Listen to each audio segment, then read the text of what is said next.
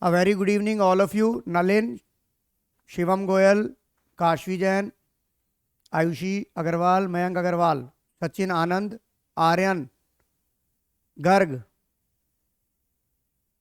Good evening sir. Camera on करो सचिन, नहीं तो क्लास लीव कर दो।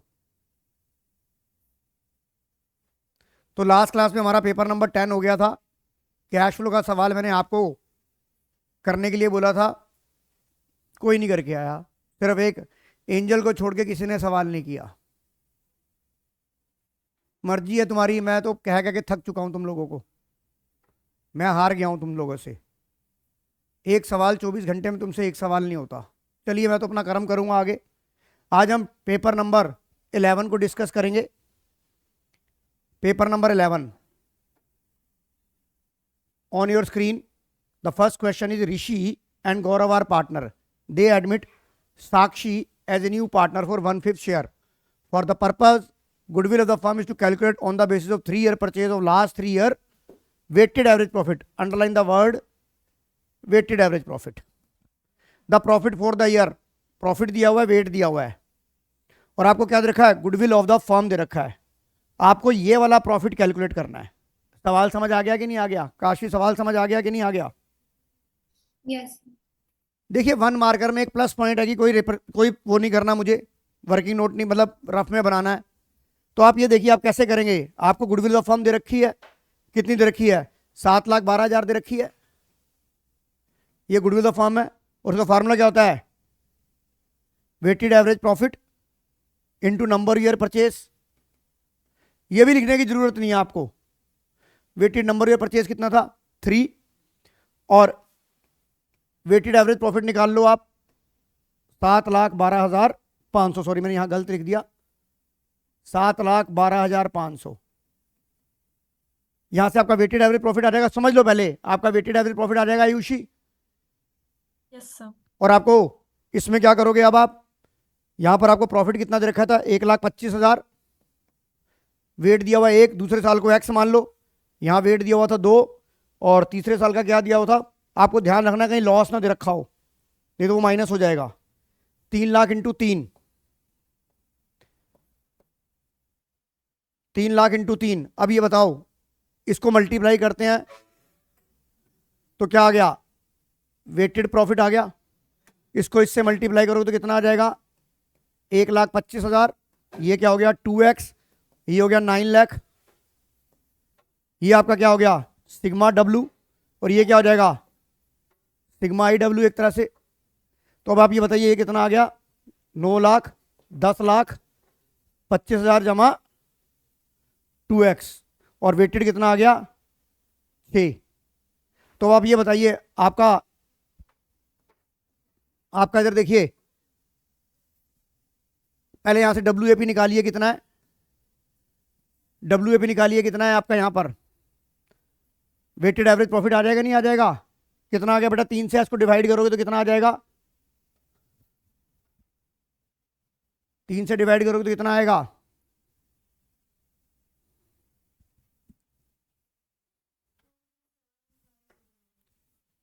2300 इज इक्वल टू,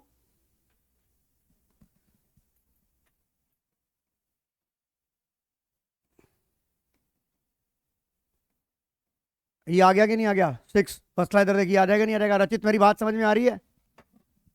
यस। यहां से x की वैल्यू निकालो अब। काशी बेटा x की वैल्यू 2 लाख आ गई कि नहीं आ गई?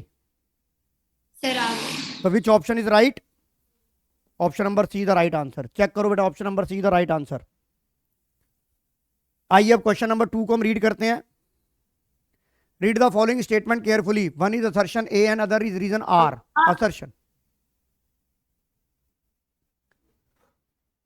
assertion 2 or more person, maximum 50, can be form a partnership business and they all should be a competent to contract. हमने जब थ्योरी पढ़ी थी तो हमने पढ़ा था कि 50 जब तक, अब आप कहोगे सर 100 पार्टनर की भी बात है, पर यहां पर क्वेश्चन ऐसा कुछ कह नहीं रहा है। और जब क्वेश्चन कुछ ऐसा नहीं कहता तो हम बाय डिफॉल्ट 50 लेके चलते कि नहीं चलते? और वो 50 मेंबर होने चाहिए, वो क्या, they all should be competitive contract, मतलब उसके लिए काबिल होने चाहिए, और इसके लिए हमारा इंडियन कॉन्ट्रैक्ट एक्ट एप्लीकेबल होता है। ये बात लिखी गई थी वहां। रचित जी मेरी बात समझ में आ रही है? Yes, sir. ये बात क्लियर हो गई, कॉम्पिटिटिव कॉन्ट्रैक्ट। और दूसरा क्या लिखा है, minor person of unsound mind, person disqualified law, underline the word can not form a partnership business because they are not, क्योंकि ये पार्टनरशिप के लिए कंपिटेंट नहीं होते according to the Indian contract act 1872। तो ये बताइए, both assertion and reason both are correct. अब इस वर्ड से हम पकड़ेंगे कि both are competent to contract, competent to contract, competent to contract. तो यानी क्या हो गया ये, both assertion reason correct and the reason is correct explanation of A. बताइए मेरी बात समझ में आ गई कि नहीं आ गई?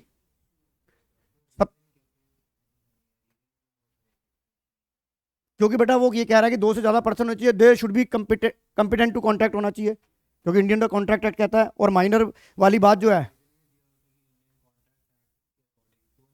नहीं नहीं, तो मतलब दोनों वो कह रहे हैं नहीं है, क्वालिफाइड नहीं है ना, क्योंकि तीनों कॉम्पिटेंट के लिए नहीं होते, क्योंकि इंडियन कॉन्ट्रैक्ट क्या कहे, minor person, unsound person, person disqualified वाला, आप उसके साथ एग्रीमेंट करना जो आपका should be void ab initio, the Italian word होता है, वुड भी, उनके साथ किया गया समझौता व्यर्थ होता है।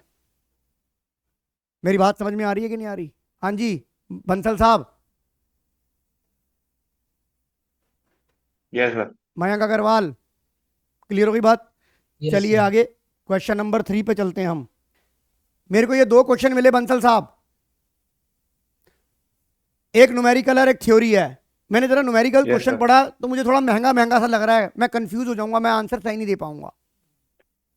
आयुषी, एज ए स्टूडेंट मैं यही फील करूंगा। Yes sir. तो जो महंगा क्वेश्चन है मैं क्यों करूंगा, मैं थ्योरी पढ़ लेता हूं पहले। तो एक काम करेंगे दोनों, पर आपको वहां पे चॉइस करनी है कि आप ज्यादा सुटेबल, ज्यादा कंफर्ट किसके साथ है। अगर अचित दोनों क्वेश्चन को पढ़ता हूं तो आप सेकंड क्वेश्चन को, अगर आपको थ्योरी का है, अगर वो आपको आती है तो आप जल्दी आंसर दे दोगे, वर्किंग भी कम होगा। Yes, sir.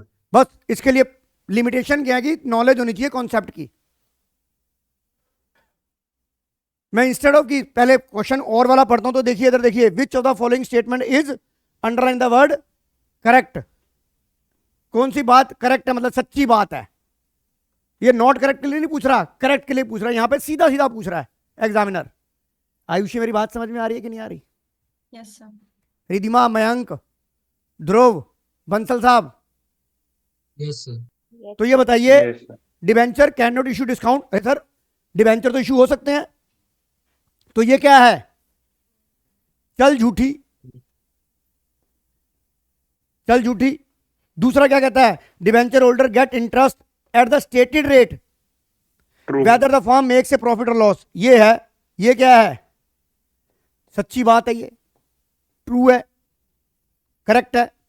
फिर तीसरा पढ़ो, डिबेंचर कैन नॉट कन्वर्ट, अरे क्यों नहीं हो सकता, डिबेंचर शेयर्स में भी कन्वर्ट हो सकते हैं, डिबेंचर में भी कन्वर्ट हो सकते हैं, क्योंकि हमने थ्योरी में पढ़ा हुआ है कि कन्वर्टेबल डिबेंचर होते हैं, फुल्ली कन्वर्टेबल और partly convertible.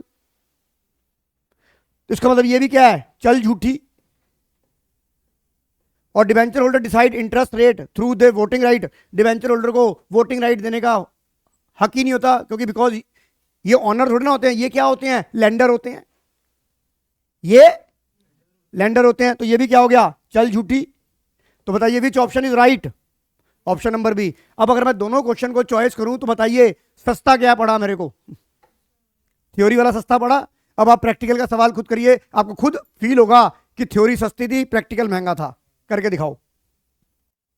Answer D is the right answer. Rachit answer आ गया कि नहीं आ गया? आगे sir.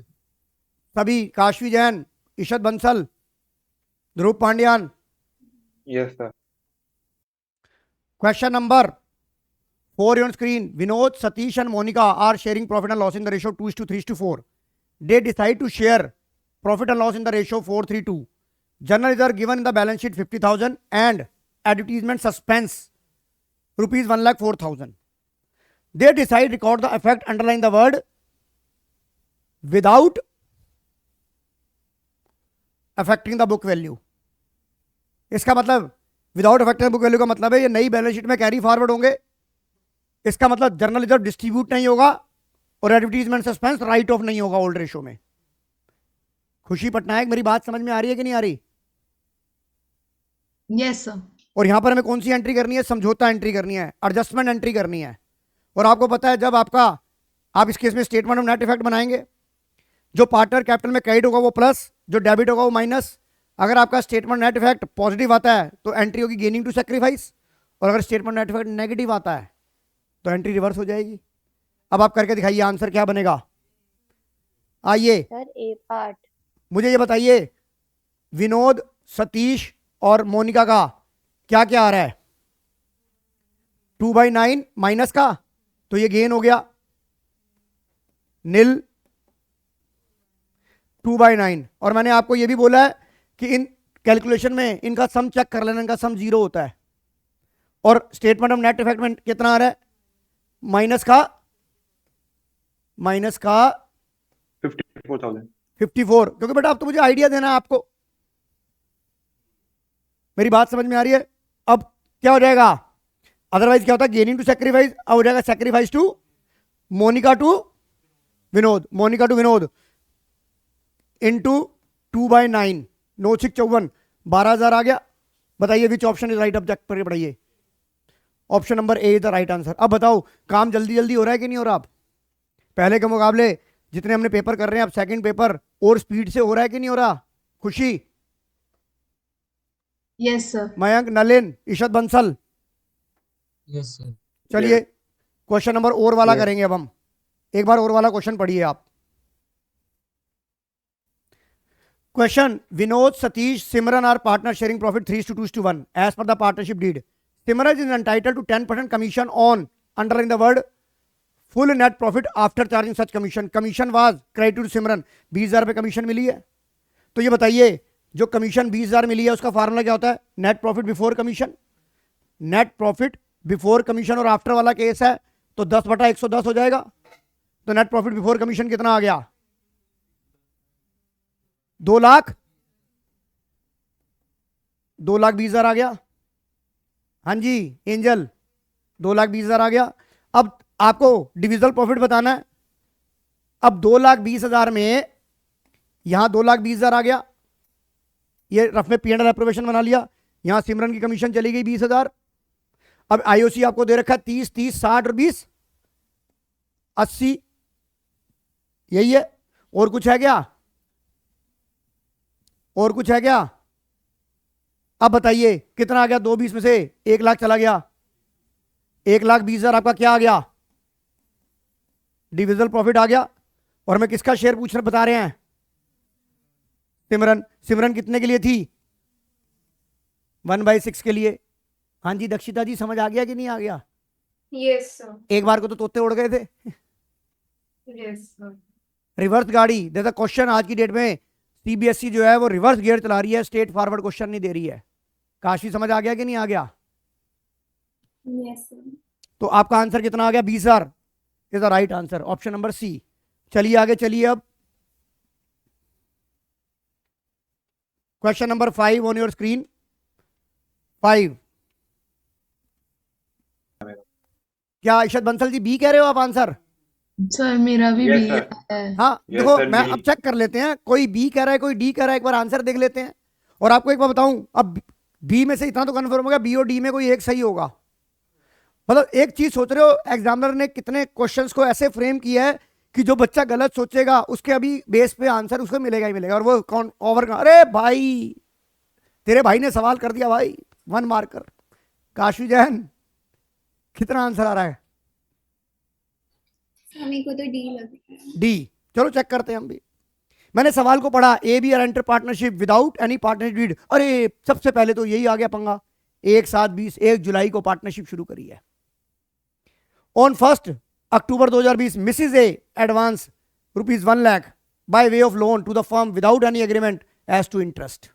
Partner A want that interest on loan should be at the rate 10% per annum, but B could not agree on this. Profit for the year ended 50,000। अब आपको याद रखना कि डीड नहीं है, ये पार्टनर का लोन है। पहली बात तो ये डिफरेंस करो कि पार्टनर का लोन है, लोन बाय पार्टनर या लोन टू पार्टनर है। पहली बात तो नहीं, भाई क्यों है, ये तो मिसिस बी है। ये किसने लोन दिया है, 1 अक्टूबर को किसने लोन दिया, मिसिस ए ने लोन दिया फर्म को। और क्या लिखा है, विदाउट एनी एग्रीमेंट। तो क्या है मेहता साहब, आपने यहां पर 6% लगा दिया। हाँ, एक होशियारी तो तूने ये दिखाई होगी। और सर मैंने तो ये भी देखा कि 1/10 को लिया था, मैंने 6 महीने का 6% लगाया सर, आपने सिखाया। कह रहे सर बिल्कुल यही किया मैंने। हाँ मैं कह तो रहा हूं ना, कोई 6 महीने लगाएगा, कोई 6% के हिसाब से पूरे साल का लगाएगा, वो भी आंसर होगा यहां पर, है ना। अब आपको ये क्या लिखा है, ये जो लोन बाय पार्टनर है, आयुषी आपने क्या किया बेटा, सर जो अभी आपने बोला वही करा। जो आपने बोला वही। मतलब एग्जामिनर ने कितने अच्छे क्वेश्चन फ्रेम किए हैं जो आपसे गलती हो सकती है। क्यों रिधिमा गोयल जी, तो इसका मतलब मिसिस बी ने लोन दी, मिसिस ए ने लोन दिया और कोई एग्रीमेंट नहीं है। तो जब एग्रीमेंट नहीं है तो जो मर्जी नाचो, मिलेगा ही नहीं ब्याज। और पार्टनरशिप डीड नहीं है तो सारी डेटों का सत्यानाश हो गया कि नहीं हो गया। जो हम इतनी डेटों के डाटा अपने माइंड में रोल ओवर कर रहे हैं, वो खत्म हो गया सब कुछ। खोदा पहाड़, निकला चुहिया भी नहीं। Yes Ayushi, yes sir. Then your answer is, और पार्टनरशिप डीड नहीं है। हाँ, यहाँ एक बात आपके काम आ जाएगी कि शेयर प्रॉफिट लॉसेस इक्वली होंगे, तो आंसर 25,000 आ जाएगा, नहीं आ जाएगा। बेटे सावधानी हटी, दुर्घटना घटी। आयुषी अग्रवाल, बनिया पैसे देते वक्त बहुत सोचता है, तू भी सोच, पंजाबी मत बन। दे साडा की जानदा है, मिट्टी पा। सर हाँ बोलो बंसल साहब। अगर मिसेस ए के बजाय खाली ए होता तो क्या वो तो चीज, लगता ना अब लोन एक शेयर। मिनट, क्या कह रहे हो। अगर मिसेस ए के बजाय खाली ए होता खाली ए होता तो पार्टनर हो गया था वो, फिर तो 6% लगा देना। और फिर 6 महीने भी लगाना पड़ता बेटे। हाँ 6 महीने, वही तो तूने वही वैसे तो क्या करा किया है। था, यही। यही। और मैंने बोला था यही करोगे तुम। सर अरे ए तो सर पार्टनर कौन है। The next question is Vinod limited issue. क्या नोट करना है वत्सला, क्या नोट करना है डिबेंचर के केस में, नंबर्स।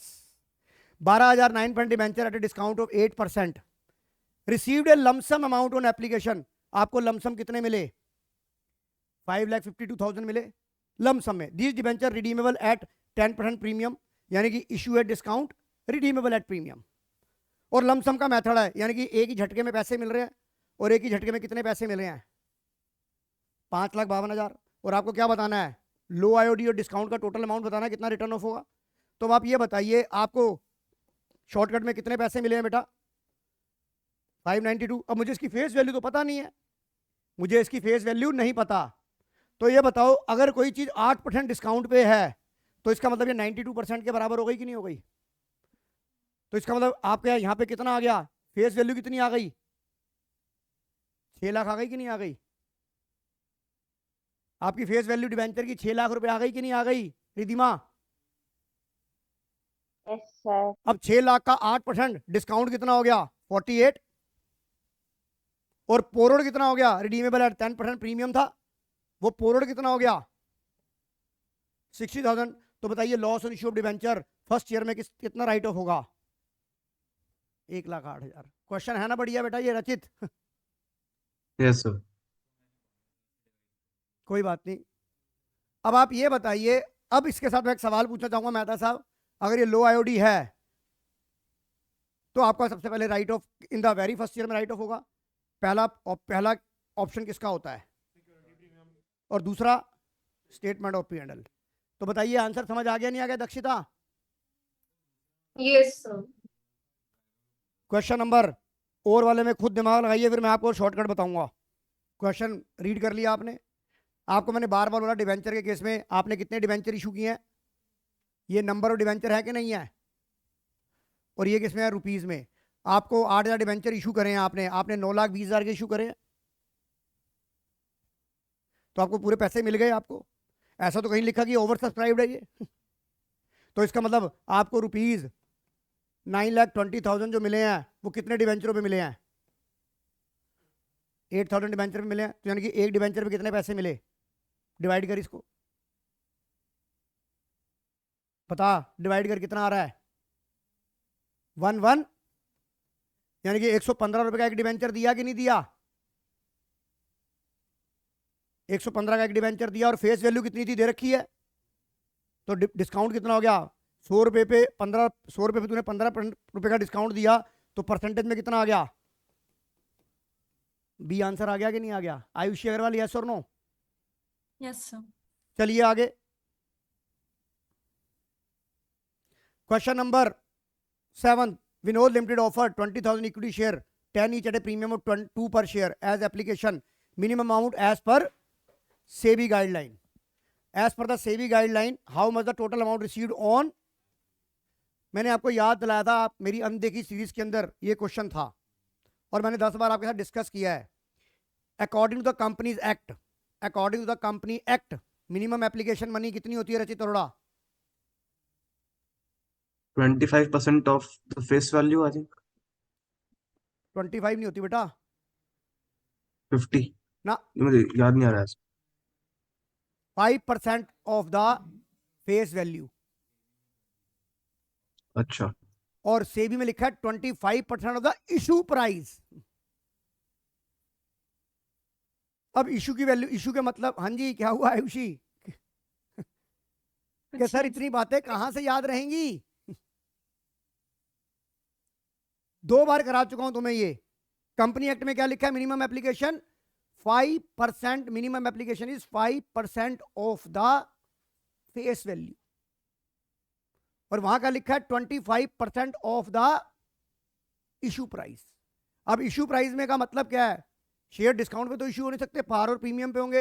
तो इशू प्राइस मतलब अगर प्रीमियम पे है तो प्रीमियम के साथ। रचित जी मेरी बात समझ में आ रही है? यस। तो आपने 10 रुपए का शेयर 2 रुपए प्रीमियम पे दिया तो 12 रुपए हो गया।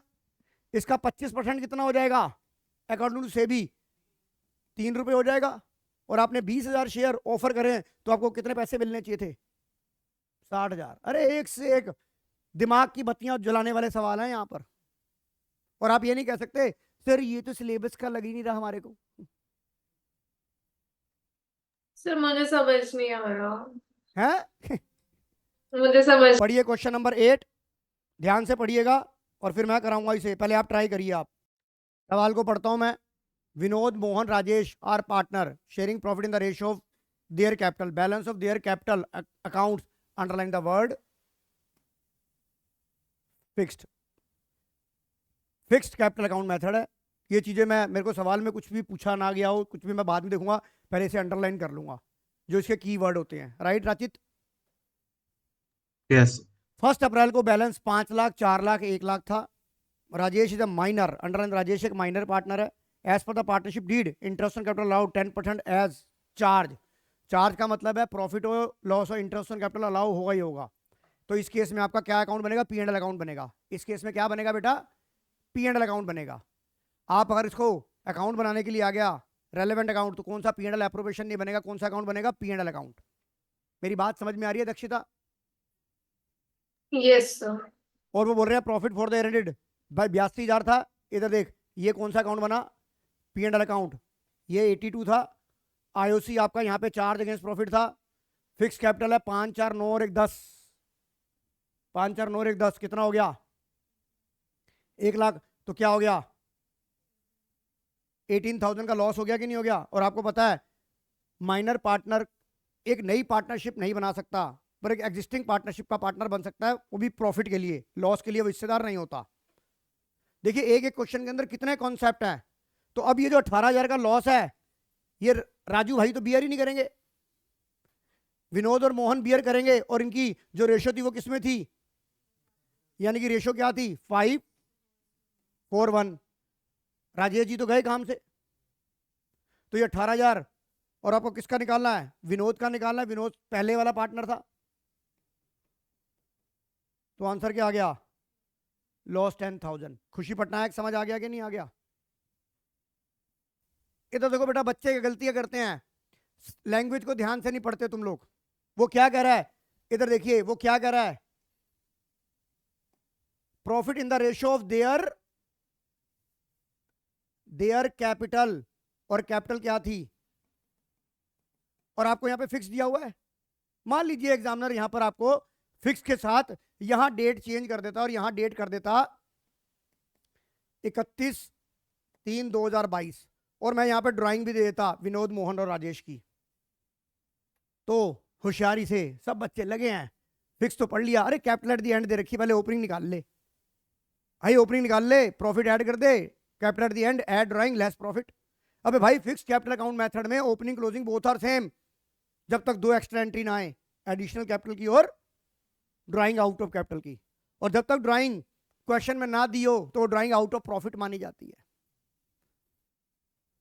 बार बार गलतियां बता रहा हूं, सिर में चढ़ जाऊंगा, तुम्हारे दिमाग में घुस जाऊंगा एकदम ईट चोटी की तरह, तुम्हें मेरी आवाजें गूंजेंगी वहां पेपर के अंदर,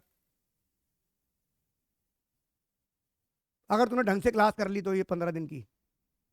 ऐसे नहीं कहता कि मेरे अंदर चंडी आ जाती है। तो बताओ आंसर दक्षता समझ आ गया कि नहीं आ गया? यस सर, आ गया। चलिए क्वेश्चन नंबर और वाला, ध्रुव ये देख, on the retirement of x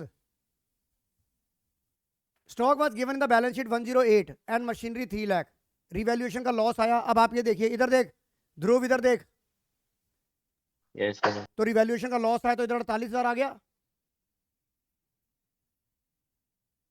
आ गया कि नहीं आ गया? यस अब वो बोल रहा है कि stock was found over valued bye 20%, यानी कि स्टॉक जो तेरा 1,08,000 का था वो ओवर वैल्यूड था, यस और नो? यस तो इसका मतलब 120, तो 100 किसके इक्वल हो गया? 90,000 के। तो ये बताओ ओवर कितना यस आप सर। क्या हुआ दक्षिता, तेरी तो शक्ल रोने वाली हो रही है। सर मैं ये सोच रही कि क्वेश्चन में तो मशीनरी पूछा, हम लोग स्टॉक के पीछे क्यों भाग रहे हैं? वही सर। बैलेंसिंग फिगर कैसे निकालेगी? रियलाइजेशन का लॉस दे रखा है ना तुझे। अरे पर हमें तो बैलेंस शीट का फिगर पूछा है ना, हमें क्या करना है उससे? हाँ सर, मशीनरी की वैल्यू क्या होगी बैलेंस शीट में, वो तो वही होगी ना, सेम ही रहेगी। ऐसे कैसे रहेगी? तुझे सर, क्या पता? आंसर एक चीज ए बता है क्या? दो, वो तो रिवैल्यूएशन की बैलेंसिंग फिगर से मशीनरी का यार चेंज मशीनरी, मेरी बात करेंगे सुन, और फिर एक बात बता ध्रुव, यस सर। बात को समझ, तू बता, तेरा स्टॉक 90,000, 1,08,000 में 90 गया तो 18 आया कि नहीं आया? फिर आ गया समझ। 18,000, तेरा 18,000 से क्या हुआ? तू सैड हो गया दक्षिता? तू 18,000 से क्या हो गई? सॉरी ये बता, ओवर वैल्यूड था ना? सर ए क्या कह रहा है तू? आएगा क्या फिर? दक्षिता नहीं समझ आया तेरे को भी बात? नहीं, मेरे को अभी भी नहीं अरे आया। ध्यान से सुन, तेरा लॉस, ये रिवैल्यूएशन का लॉस, सर पहली बात तो आपने लॉस गलत जगह लिखा है, इधर क्या आता है? प्रॉफिट। तुमने मुझे ये भी नहीं टोका कि सर इधर क्यों लिख दिया? लॉस तेरा 48,000 है कि नहीं है यहाँ पे, बता। Yes sir. अब तेरा स्टॉक ओवर वैल्यूड हुआ है। अब तू जो बात कह रही है ना दक्षिता, ठीक कह रही है कि सर मशीनरी के बारे में नहीं दिया तो मैं क्यों सोच रही हूं। एक बार बता, या तो देख, पहले तुझे ये तो देखना पड़ेगा कि जो तेरे को ये 48,000 लॉस है ये स्टॉक के हिस्से का ही है या किसी और का भी था। जब तक ये डिसाइड नहीं करेगी तुझे कैसे पता लग जाएगा? यस सर, सही बात है। सही है कि नहीं है? जैसे मेरी बेटी ने एक बार कंपटीशन दिया, कह रही पापा मैं सेकंड आई हूं। मैं कहा वेल डन, वेरी गुड। मैंने कहा बेटा टोटल बच्चों ने कंपटीशन कितना था? करी 2।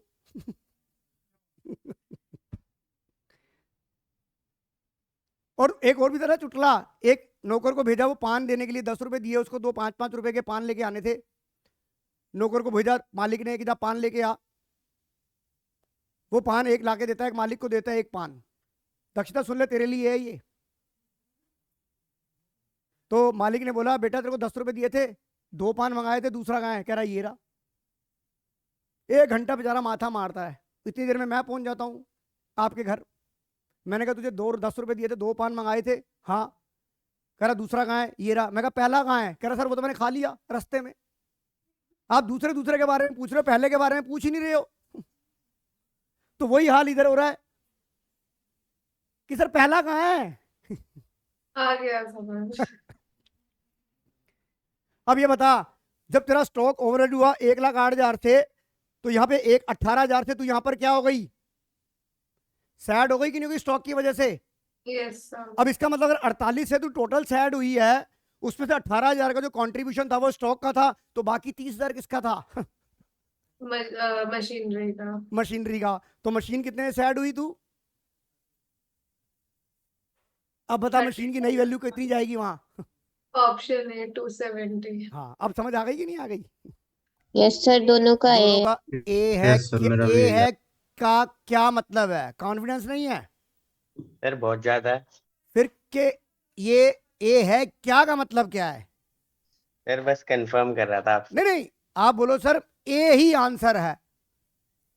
सर ए ही आंसर। हाँ, ए ही आंसर है, मेरी कैलकुलेशन गलत नहीं है, ए ही आंसर है। और तू ठीक है, बिल्कुल आंसर ए ही है।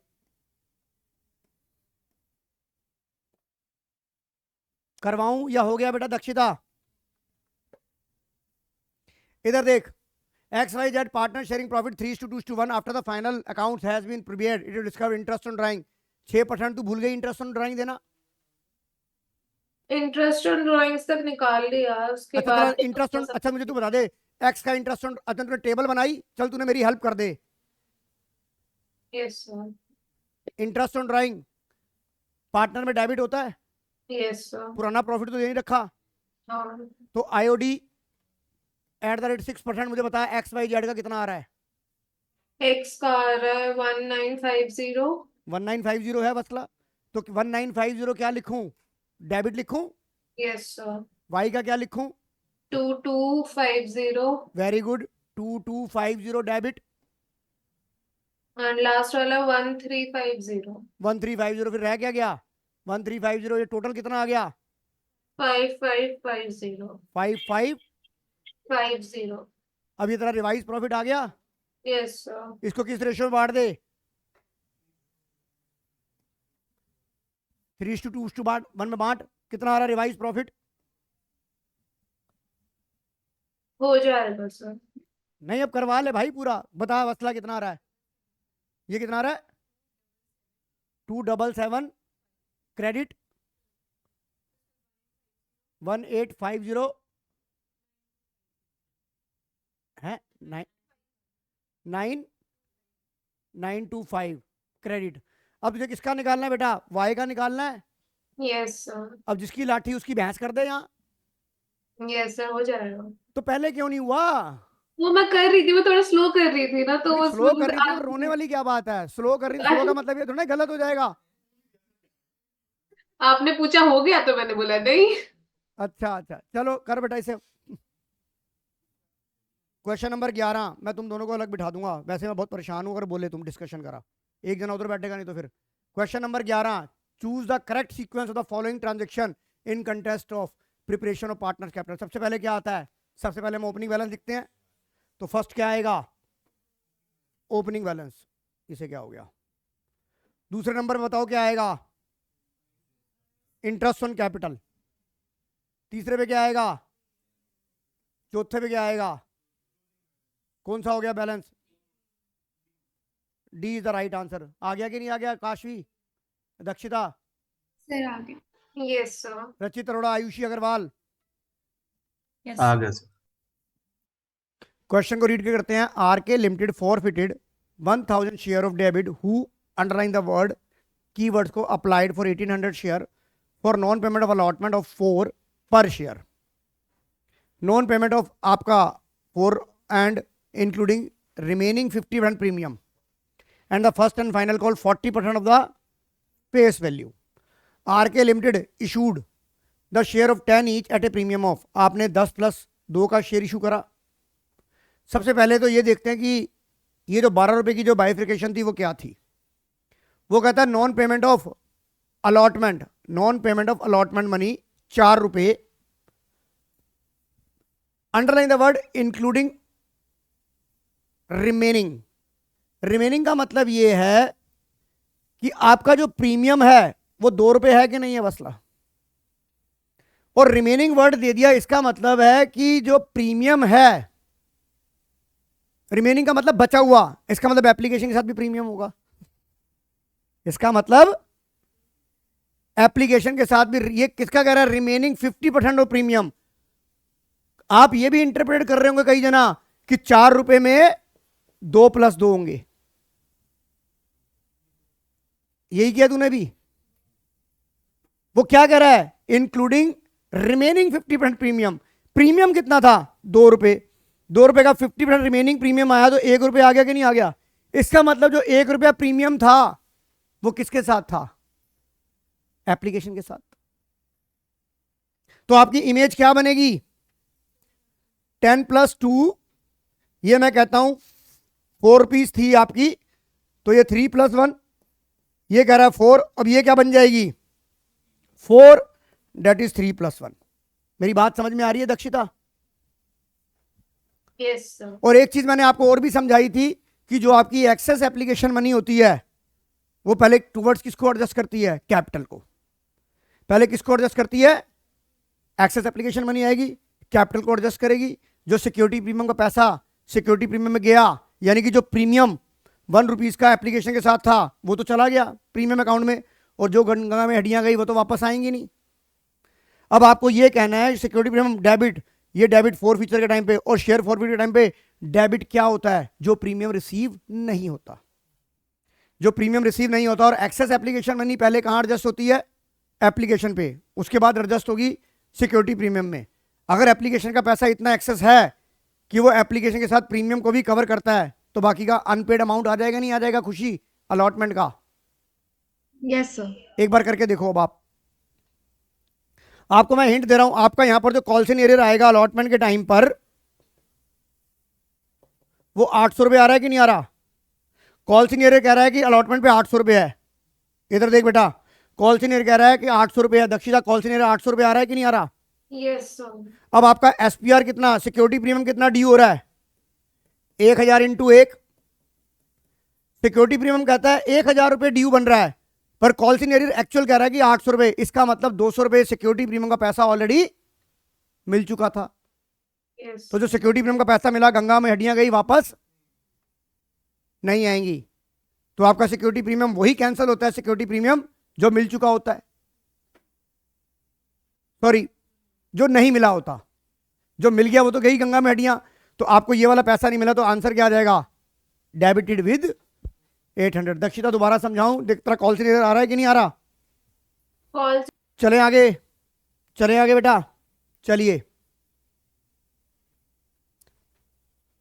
आइए question number 13। Which of the following statement is, underline the word not correct. मैंने कि मुझे क्या बताना है, चल झूठी, चल झूठी। अब मैं एक एक करके देखो। वो कह रहा है 1 person company, minimum and maximum number member is 1। अब पहले सर ये तो शब्द हमने पहली बार सुना है, 1 पर्सन कंपनी। देखिए पार्टनरशिप होने के लिए 2 इंसान चाहिए, पर कंपनीज एक्ट 2013 जब पूरा अमेंड हो गया तो कोई भी अब 1 पर्सन कंपनी बना सकता है। राइट आयुषी?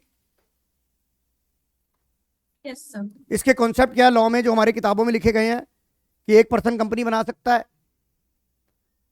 और ये जो कौन बनाएगा, residence of India, Indian resident होना चाहिए, एनआरआई भी नहीं बना सकता, रेजिडेंट इंडियन होना चाहिए। और इसकी पेड अप कैपिटल जो है not more than 50 lakh, not more than, and the annual turnover for the last 3 preceding year average not more than 2 crore. Rachit ji yes और no? Yes and this company is not for charitable, मतलब run charitable business नहीं चला सकती है। ये law में पढ़ा कि नहीं पढ़ा, मैं मेन बातें बता रहा हूं। अब एक आदमी, एक इंसान जो कि एक भारत का नागरिक है, वो 1 पर्सन कंपनी बना सकता है। उसकी पेड अप कैपिटल 50 लाख रुपए से ज्यादा नहीं होनी चाहिए। उसकी एनुअल टर्नओवर पिछले 3 वर्षों की 2 करोड़ से ज्यादा नहीं होनी चाहिए। और उसे जो टैग लाइन मिलती है वो 1 पर्सन कंपनी की मिलती है। अगर वो इसके बाद रचित, अगर वो 1 पर्सन, मान लो उसकी पेड अप कैपिटल 51 लाख हो जाए, तो क्या वो 1 पर्सन कंपनी रहेगी? क्या वो 1 पर्सन कंपनी के नहीं प्रिविलेज सर, वो ले नॉर्मल पाएगा? कंपनी में कन्वर्ट हो जाएगी। किस में नहीं, कन्वर्ट हो जाएगी? privilege नहीं ले नॉर्मल कंपनी होती है, मतलब प्रिविलेजेस नहीं मिलेंगे उसको नहीं ओपीसी नहीं, के। अब वो कंपनी कौन सी बन जाएगी, प्राइवेट या पब्लिक? Private limited. यस। अगर 1% कंपनी का टैग आपका खत्म हो जाता है तो आपको प्राइवेट लिमिटेड बना दी जाती है वो। आयुषी, यस और नो? Yes, sir. क्या सर, कहां से इतनी थ्योरी बता रहे हो अब?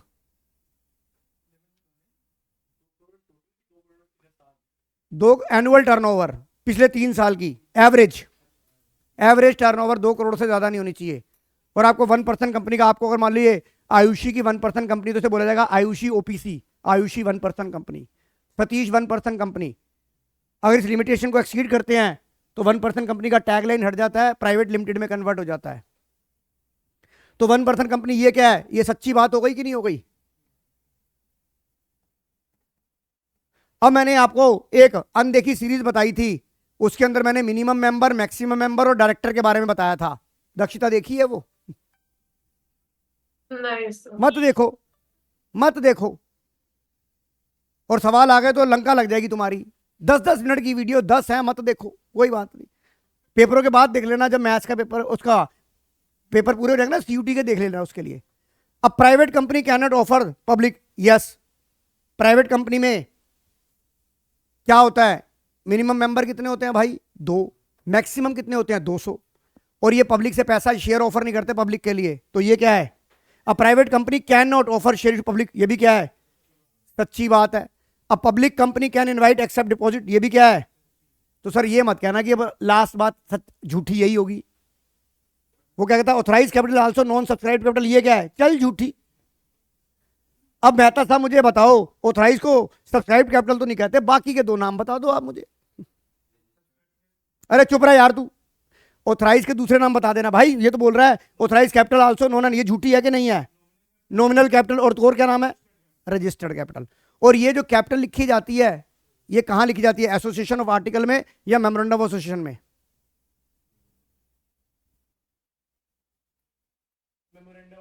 एसोसिएशन में। अच्छा, आर्टिकल एसोसिएशन में क्या लिखा हुआ है? हमारे जो 12th के अंदर सिलेबस का पार्ट है,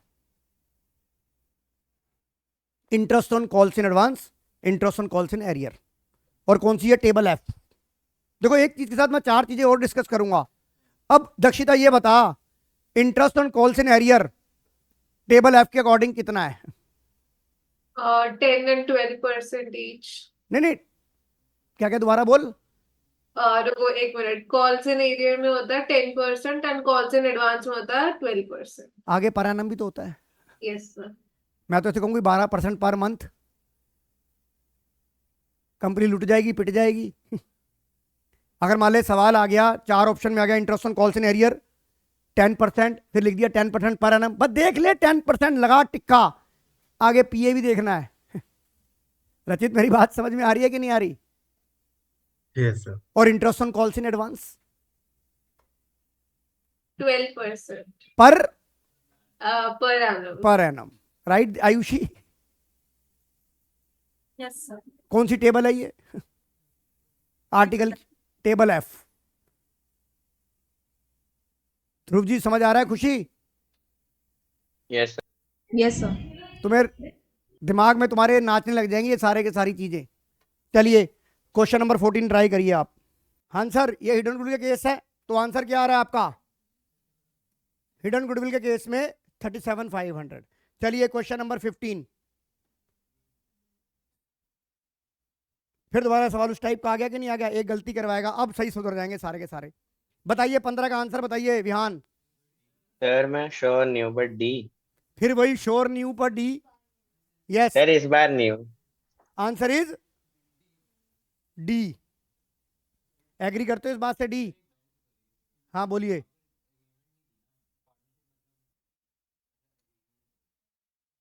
without any agreement to interest,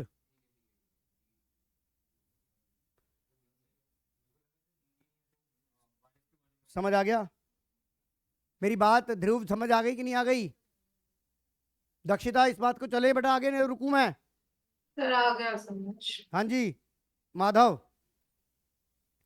आज का लास्ट क्वेश्चन, आज का लास्ट क्वेश्चन देखिए। 16 क्वेश्चन में at the time of dissolution of partnership firm, आपको एक्सट्रैक्ट बैलेंस शीट दे रखी है, फिक्स एट रियलाइजेशन गेन, यानी कि रियलाइजेशन अकाउंट बनाना है और इसका रियलाइजेशन गेन या लॉस निकालना है। निकालो आप। इधर देखो, आपको रियलाइजेशन अकाउंट बनाना है। पहला क्या होता है, ऑल एसेट्स, क्या क्या ट्रांसफर करोगे, कैश इन हैंड छोड़ दोगे, 6,20,000 आ गया यहाँ, और इधर से लायबिलिटी चली गई 1,60,000। आपकी फिक्स एसेट रियलाइज हुई है बुक वैल्यू पे, ये फिक्स एसेट है कि नहीं है, 6 लाख रुपए, ये 6 लाख रुपए यहां आ गए। अब जो प्रीपेड एक्सपेंसेस होता है बेटा, ये रियलाइज नहीं होते डिसोल्यूशन में। एक्रूड इंटरेस्ट आपको नहीं मिलेगा।